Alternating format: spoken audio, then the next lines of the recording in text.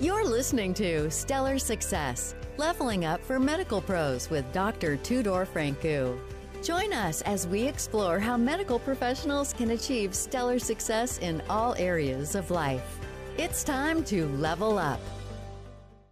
Hi, everyone. This is Stellar Success Podcast. I'm your host, Dr. Tudor Francu, and I have the pleasure of having a very dear guest today, Mike Herman. And I'm going to let Mike to introduce himself and tell us about his profession, what he's doing, what his story is in a few words, in a few minutes. How are Sure. you doing, Well, Mike? Hey, doing great today. Thanks for having me on. Appreciate the opportunity. I'm a registered nurse. I live in Northern California. I've been a nurse here for 14 years, always at the same hospital. Started in a neurotrauma ICU for a couple of years. Got some ICU experience there, then moved to the ER. We're a level 2 trauma center here, and with the goal of becoming a flight nurse. And I've since been doing that now for the last 10 years. Just hit my 10-year anniversary last month, so it's been a That's while. exciting. Yeah, Congratulations. thank you. It's a fun job. It's a challenging job, but yeah, we love it, and Yeah, I it's bet you great. see a lot. Yeah, we do. You'd be surprised. We do a lot of fairly easy stuff too, transfers and whatnot. People just need to get from A to B, and there's no ambulances available or things like that. But Yeah, certainly there's the challenging moments where it can be the most stressful 30 minutes of your life. exactly. Yeah, For sure. that's Like I right. said, it's interesting, and yeah, I love it. So Awesome. yeah, that's basically what I do. Cool, man. The podcast is called Stellar Success, right? So I just want to kind of pick your brain on what your definition of success is and what that means for you. You're coming out with some hard questions right out the gate here, Tudor. I mean, I think success, simply put, is achieving a goal, right? So you set a goal in front of you. If you achieve that goal, you have succeeded in that goal. Just kind of an example is one of my hobbies is to climb mountains, whether it's just hiking them, rock climbing them, mountaineering with ice axe, crampons, whatever the case. If my goal is to summit that mountain and I don't achieve it, then I have failed that goal, right? But I change it because I don't make that my goal. I make my goal having fun, staying alive, coming home, and just enjoying the adventure. So I've turned around many times on different adventures, and for various reasons, whether it's bad weather, not feeling well, I'm just scared, things like that. I'll turn around and the mountain's still going to be there. And as long as I make it home and I had a good time and I learned something from it, to me, that's been a successful trip. So it's Yeah, really subjective success. And it's a matter of what's the goal is for you. And in the terms of general life, like to me, success isn't about how much money I've made. It's not about my job or my title or my status. Like I have really two ways that I'm going to gauge my success at the end of my life is did I love God well and did I love other people well? And so with that in mind, I look at on a daily basis, am I displaying my relationship with Jesus Christ to those around me? Am I being kind and loving and generous? Am I living the life that is displaying love and grace to other people? Now, that's a long road, and I fail every single day, and I'm certainly a work in progress. But to me, that's really what success is, and yeah.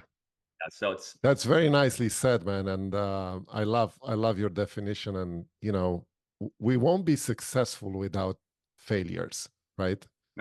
Um, and I like a quote, like you said, with climbing mountains, right? Your success of being there is not necessarily you accomplish that goal, but what you become in the process of doing it. exactly.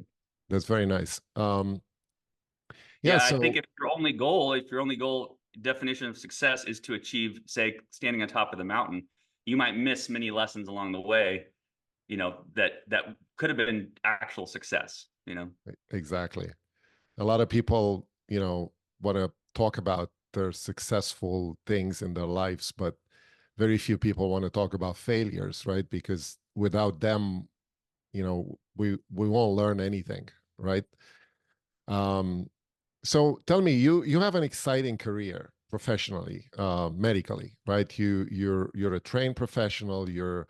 you're doing like hard things sometimes in your branch. And what do you think it would have been a moment in your professional career that you thought kind of pushed you over the line, over your limits?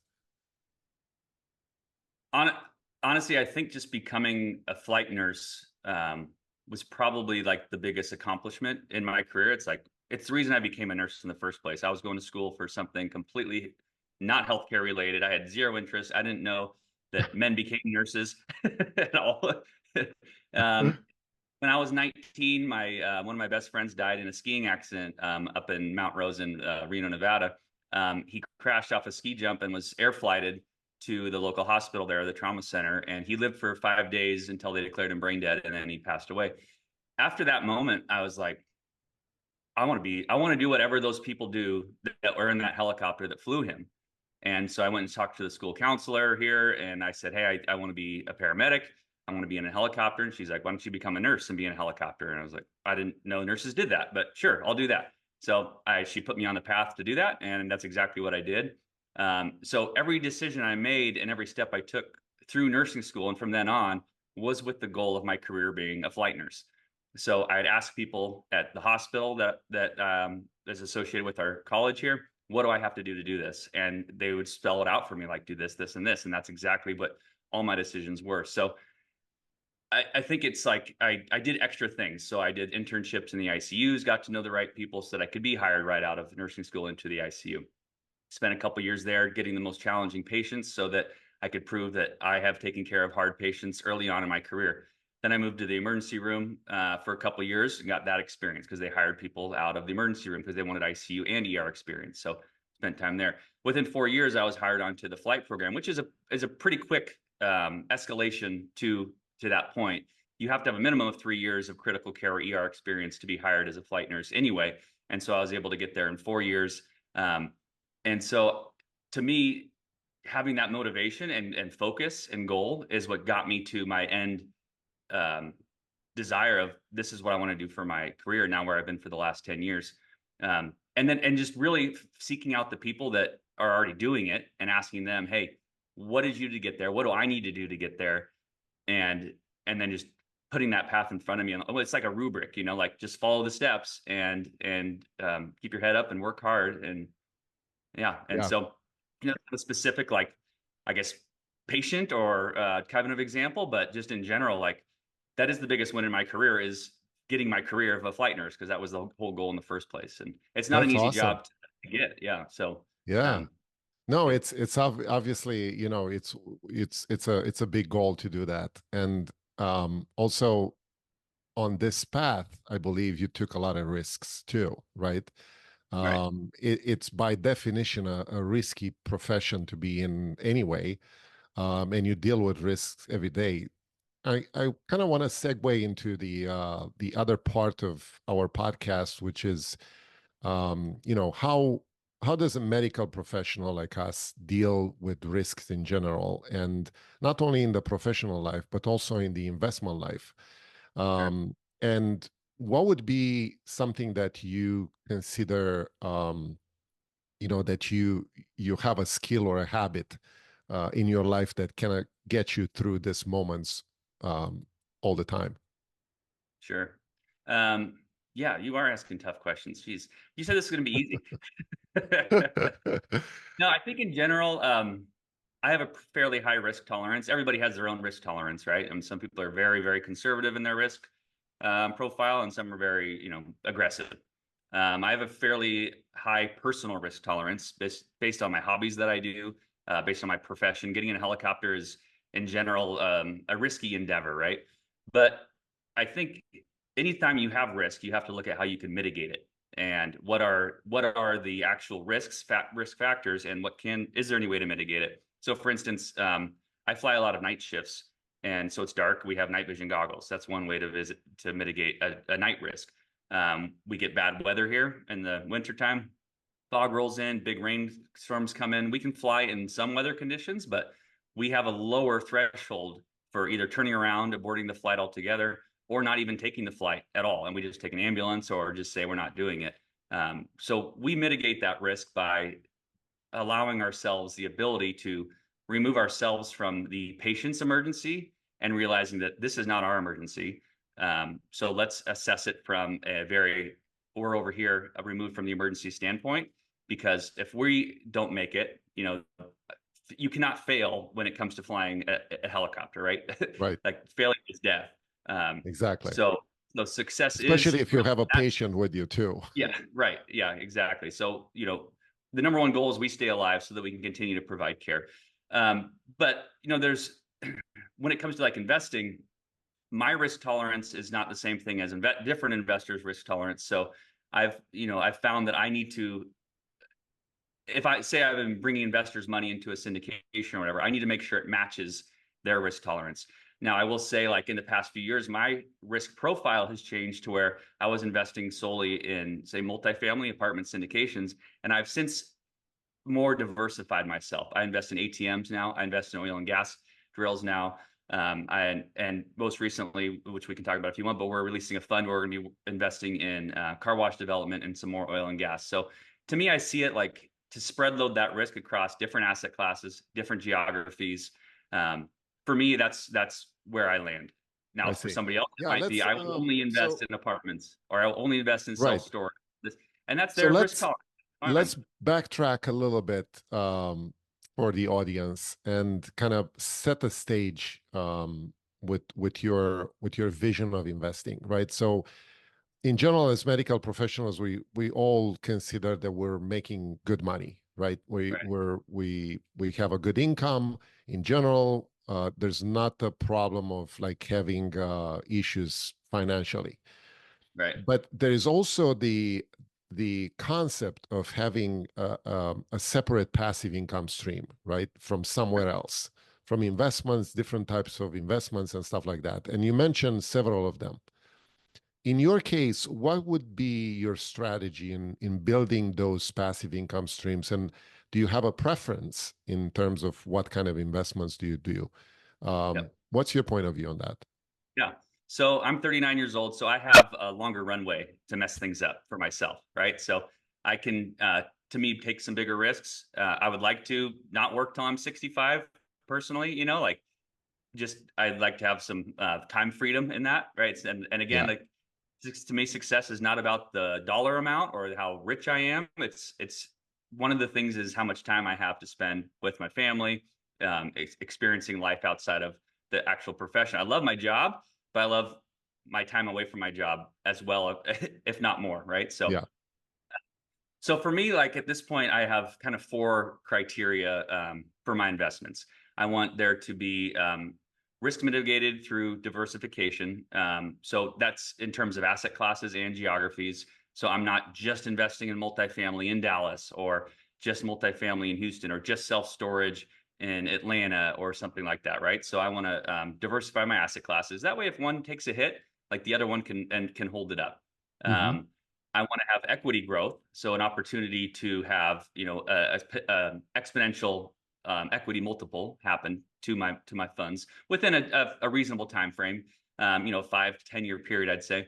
And but I also want cash flow. So the cash flow is how you are able to actually step away from working as much, right? And that's that stream of income.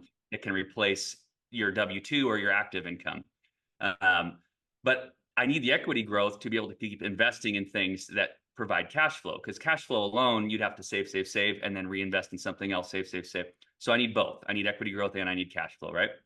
And then the last thing is tax mitigation.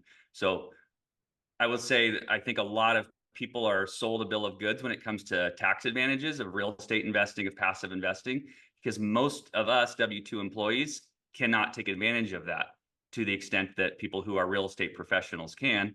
So I look for opportunities where I can mitigate my taxes, my W-2 tax burden. And that's things like oil and gas. And there are other opportunities out there to do that.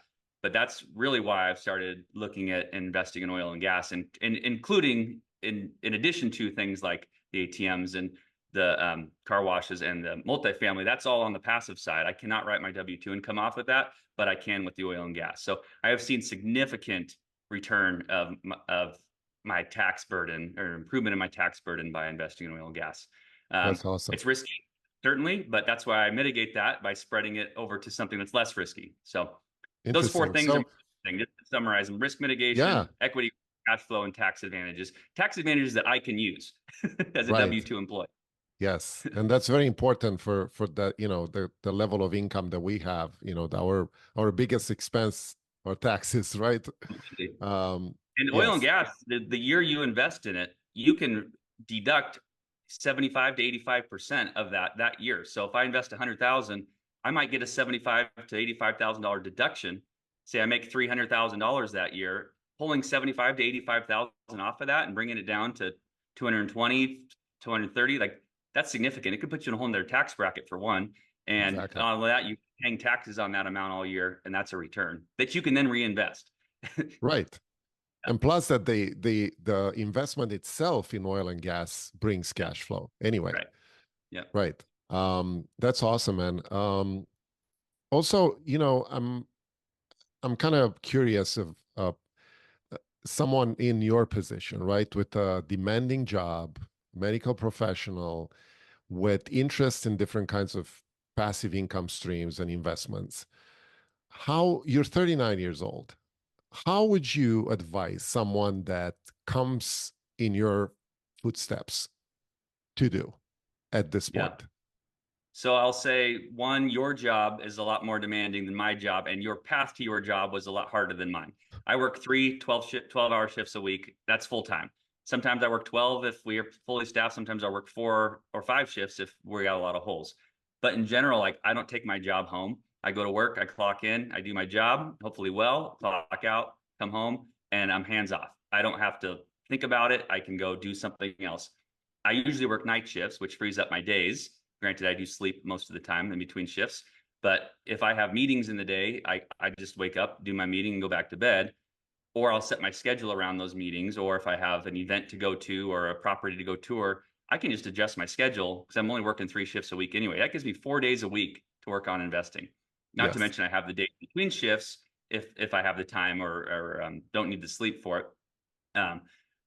For physicians, I could see that being harder just because your schedule is more demanding. I mean, especially those that work 5 days a week. It'd be hard to get off of a 9 to 5 type of job Yeah. and then go do estate investing, right? So Right. I think I have the advantage over that because I have the extra days off. And so, I mean, I guess from your perspective, people that have the 9 to 5 that are in healthcare, like that, to me, that's the hard part. Like me, it's not much to juggle because I just go to work 3 days and then I do real estate. So I see. So yeah. Speaking of that, how is a day in a life of Mike Herman looks like? A day of work or a day of off work? A day of, let's say a day, one of the right. day, not the nights. Okay, so let's see. Yesterday, I worked last night. So yesterday was spent, woke up, I went for a run. So I try to be active. It's not always possible. Yeah, we can talk about. Well, I that think that would have been my next question. What do you do for, like, maintaining yourself and yeah. health Well, wise? let me wrap both of those into each other Yeah. then, because that's good. I find myself like I'm kind of like the stock market when it comes to health and nutrition, right? I'll have like a really good streak and then I'll be like, okay, I'm tired. And, because working nights, sometimes I do get too tired to do something.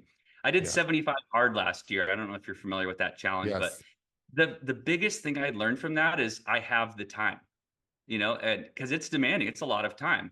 And I Yes. thought, no way did I have that kind of time. But I realized if I put my phone down, if I stop scrolling, if I turn the TV off, I have the time to do everything Exactly. That's a great point.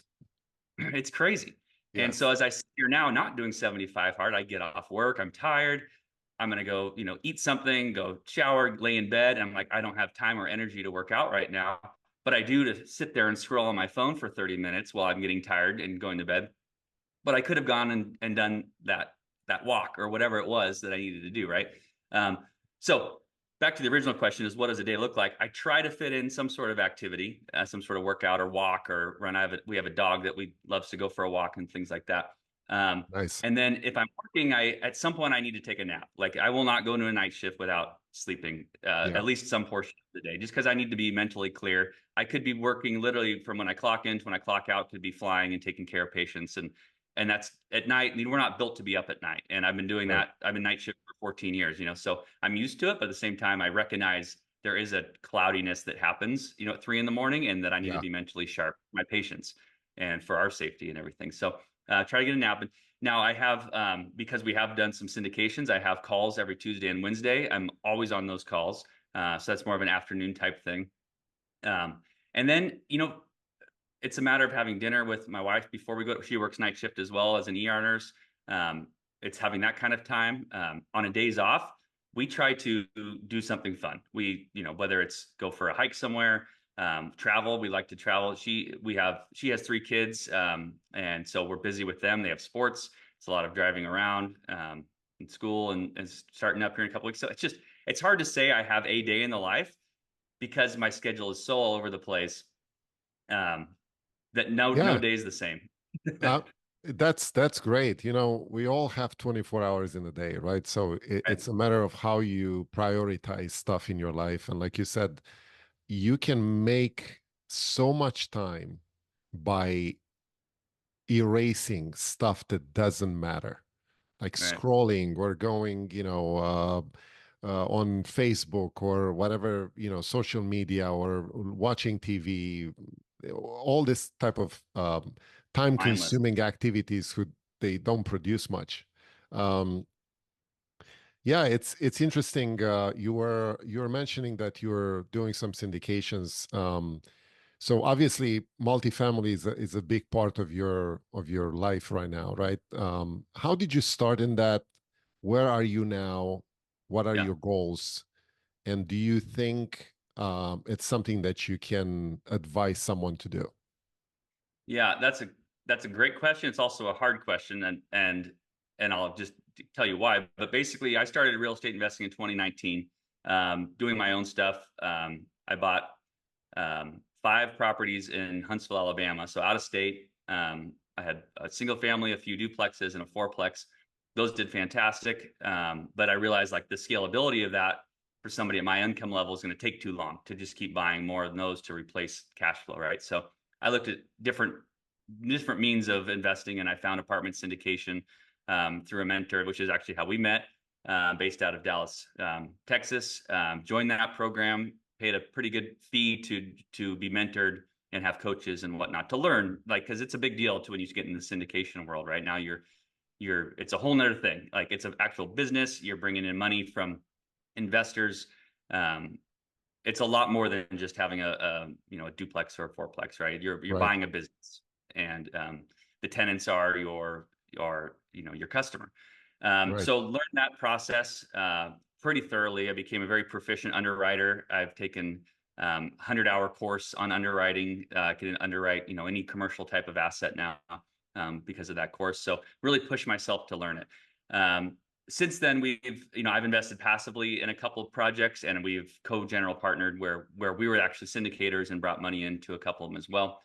I mean, I can really go into it if you want, but we got into like our bridge loans. I don't know, your audience. I don't want to bore them with too many details on that. These are short-term floating rate loans that we got into when interest rates were really low. Turns out interest rates came up as faster than ever has happened before. This has put a really big strain on those type of loan products. And a lot of those loan products are coming due right now. And if you follow the news at all, you see a lot of the office space, is crumbling. There's been some multifamily properties that have gone under foreclosure because they can't get out of these loans. They got into high leverage, short-term floating rate debt. And turns out that is not a great strategy for investment. It's a high risk Yeah, strategy. And I think I've learned kind of probably the hard way that that's not the best risk profile for me and my investors. And so we fight every day, every week to keep our properties going. And thankfully, we have incredible teams. We have incredible property management that is certainly giving us our best chance of success on that. But yeah, I mean, it's a struggle right now on the multifamily front. And truthfully, that's why like we are diversifying ourselves, our fund, what we're going to be syndicating. And it's, you hear people say, like, oh, the shiny object syndrome, you're just chasing the next great thing. It's like, no, I'm chasing what makes sense at the time, right? Like, so, Yeah, and maybe it is a project, but right. like right now, multifamily is not necessarily where I want to be putting money because of where interest rates are. And I certainly wouldn't do any more bridge debt, short-term floating loans on it because of my risk profile, I found is not compatible with that. Yeah, that's awesome. Yeah, Yeah. that's a great goal to have, to kind of chase not the shiny object, but the things that make sense at the Right. moment. Well, and like I Yeah, said, my original things were risk mitigation, equity growth, cash flow, and taxes. And yeah, right now, multifamily, if you bought right now multifamily and put good long-term debt, you're fine on the risk mitigation side of it. Equity multiple, you probably will do okay with that if you were to buy a property right now. Cash flow, probably not happening right now where interest rates are, and certainly not on our properties. We've had no cash flow in terms of what's being distributed to any of us. And then tax advantages. There's no tax advantages for multifamily that actually help me as a W-2 employee. So hmm that's the kind of lens that we talked about earlier that I'm looking through investments at now, yeah, which is why our fund that we're starting is diversifying between oil and gas and car wash development, because the car wash development helps with the equity multiple component, and the oil and gas helps with the cash flow and the tax component, and then having them together right. blended helps with the risk mitigation. Yeah, that's a great idea, man. Yeah. Do you have any projects going on right now that you're excited about? Yeah, I mean, that's it right there. Like my partners and I, Andy and Brandon, we were Guardian Multifamily was the company we created when we started doing our syndications together. We've since created GDI Capital Partners, and that's Guardian Diversified Investments Capital Partners. And it's just so we could do just this. So we have had an SEC attorney create a fund of funds for us. And so now we can raise into that fund for different asset classes. Yeah, And what's different about our fund is most of those funds are open-ended, meaning they just continually raise and put people in that fund. And it's the fund has the complete control of what they invest in. So the investor invests basically in the people that run the fund and hope that they make good decisions along the way and invest in whatever, mobile home parks or storage or whatever the case. Our fund's going to be a little different on that in that sense, in that we're going to have what we're calling tranches or segments where you can invest in this particular thing, and we're going to yeah, already have identified what's in that tranche, so that you can choose if you want to invest in those things or not. If you don't want to participate in that tranche, no problem. Like, you don't have to invest in it, but at least you know exactly what it is. yeah. You So you our give first the tranche, options. Yeah, exactly. So our first tranche is investing in Tommy's Car Washes, which is one of the fastest growing, most high tech automated surf through type car washes in the country. So we're investing with an operator who's already got 40 of those in some form of development or operation already. They're the biggest franchisee in the country, and so hmm of Tommy's. So we're going to invest in that for the equity growth with a 3 to 5 year time frame. And then I've already been investing in oil and gas with an operator based out of New York, who we don't do a single drill. We're doing 40 well drills to mitigate the risk of one not happening, right? So, and there's proof of concept and things like that. So by taking somebody, say $100,000 and putting 50 of it in a car wash and 50 of it in oil and gas, they get a little bit less of the cash flow that the oil would provide because it's split in half, and a little bit less of the tax advantages, and they get a little less of the equity multiple of the car wash, but they're blended. And so if yeah, one fails, the other one should return the number one goal is to return your capital, right? To not right. lose your money. And then if we Yeah, accomplish everything else, people forget that about the investments, right? Because they right, they only think about the equity multiple at the end, or how right, much money can I make? right, But it's all about actually preserving your initial exactly. capital. Yeah, And a lot of exactly. people lose money because of that. Yeah. And so our goal is like, hey, let's get your capital returned to you in X amount of time frame, whether it be 3, 4, 5 years, and then hopefully the oil continues, because it doesn't end until the oil wells are dry. That's 40 Right, wells have to go dry for your right, investment to stop. It doesn't ever end. So once we deploy exactly. that capital from tranche one, we close tranche one and it's no longer open for investment. So Yeah, then we open tranche two, and it might be the exact same investment, but nobody from tranche one is exposed to the investors in tranche two, and nobody in tranche two is exposed to the investors in tranche one. Therefore, there's no dilution that happens with these open funds. Everybody that keeps coming in continues to dilute the depreciation and things hmm like that. yeah, And like I said, like, at least exactly what you're going to be investing in. And my my favorite part, this is the last thing I'll say about this fund is my favorite part about it is it's so investor friendly because we really are investors first. One of my things I hate the most is seeing syndicators make money while investors make nothing. And so we are going to have a 10% preferred return, meaning if you only make 8% in year one, 2% will roll over to the 10% in year two. So you'll have a 12% and it'll continue on, right? So you'll get paid 10%. The investor will get paid 10% before we make any money. And most of the people that have a preferred return is based on the capital account, meaning what they continue to have out as risk. So if you invest 100,000, but I've returned 10,000, you only have $90,000 left in your capital account. So your 10% is based on that. Ours is based on your initial investment, period, no matter what, for the entirety of the fund. So whether you get all your money back, you still get the 10% preferred return before we make anything or before, and a full return of capital before any promote kicks in. So it's just like, I just get so tired of seeing syndicators make so much money and us investors don't make anything. It's a very, it drives me nuts. So that's one of our biggest things is we sat down and we said, how do we make this as investor friendly as possible? Because we want to invest in it as well. And absolutely right. Yeah. That's the basic rule, right? You have to put yourself in the shoes of your own investors. This Mike, this is amazing. So you're a very good example of someone who is a medical professional, has the same amount of time like everybody else, works nights, works days, works nights in your profession and works days in your other business, right? It's not a hobby anymore. It's another business.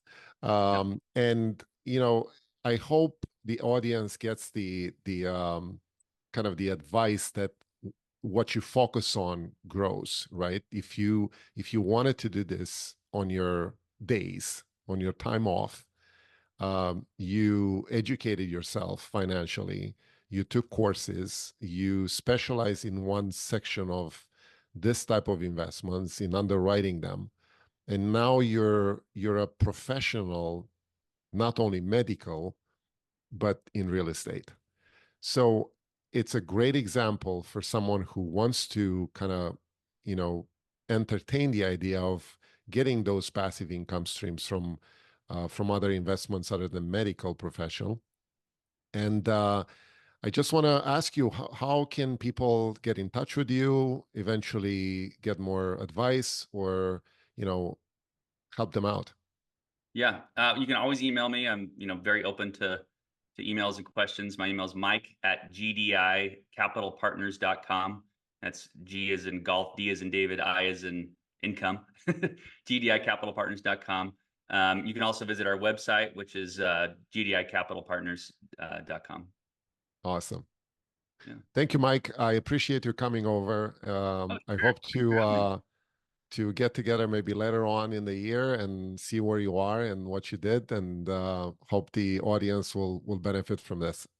Yeah, anytime. Thanks, Tudor. Sure. Thank you. That's a wrap on Stellar Success, Leveling Up for Medical Pros with Dr. Tudor Francu. Interested in joining us? Go to stellarsuccesspodcast.com/guest to apply. Stay stellar and level up.